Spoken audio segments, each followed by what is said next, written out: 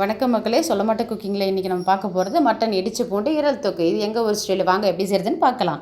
1/4 kilo ஈரலை மஞ்சத்தூள் உப்பு போட்டு அவிச்சு வச்சுருக்கேன். வானலில் எண்ணெய் ஊற்றிக்கோங்க. 1/4 கிலோ ஈரலுக்கு நான் இந்த பொருள்லாம் சொல்கிறேன்.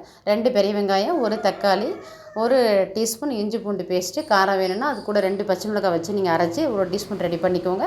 அதுக்கப்புறம் ஒரு பெரிய முழு பூண்டு எடுத்துக்கோங்க. பெருசாக இருந்தால் 1, பெருசு சின்ன சைஸாக இருந்ததுன்னா 1.5 பூண்டு போட்டுக்கோங்க. 1/4 கிலோ ஈரலுக்கு அது போதும்.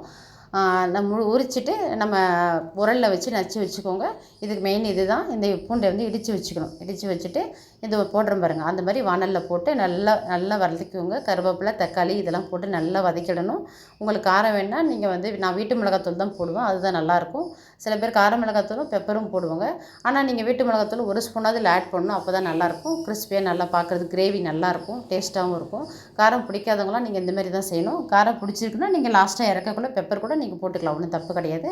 ஆனால் வந்து நீங்கள் இந்த மாதிரி ஸ்டைலில் செஞ்சு பார்க்கும்போது சூப்பராக இருக்கும். தக்காளியெல்லாம் போட்டு நல்லா வதக்கிக்கோங்க. நல்லா வதங்கின பிறகு நம்ம அவிச்சு வச்ச ஈரல் இருக்கு பாருங்கள், அதையும் போட்டு நல்லா வதக்கிடணும். இது எங்கள் ஊரில் நாங்கள் இதெல்லாம் செய்வோம். எங்கள் வீட்டில் உள்ளவங்களாம் மசாலா ஐட்டம்லாம் அதிகமாக பிடிக்காது. மசாலா ஐட்டம் பிடிக்காதுன்னும் போது நாங்கள் இந்தமாரி தான் செய்வோம். சூப்பராக இருக்கும். நம்ம என்ன கொஞ்சம் சாப்பிட்லான்னு தோணும். அதுக்கப்புறம் இதில் நம்ம சப்பாத்திக்கோ தோசைக்கோ எதுக்கு வேணாலும் நம்ம இதை தொட்டுக்கலாம். பசங்களும் விரும்பி எடுத்து சாப்பிடுவாங்க. குழந்தைங்களுக்கும் இது பிடிக்கும். நீங்கள் செஞ்சு பாருங்கள். வீட்டு மிளகாத்தூள் போட்டு ஆட் பண்ணிட்டு உங்களுக்கு காரம் தூக்கலாக வேணால் நீங்கள் பெப்பர் போட்டுக்கோங்க.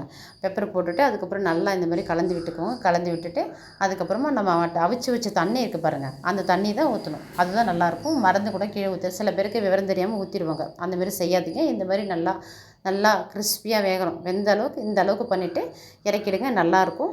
பிடிச்சிருந்தா லைக் பண்ணுங்கள், கமெண்ட் பண்ணுங்கள், சப்ஸ்கிரைப் பண்ணுங்கள்.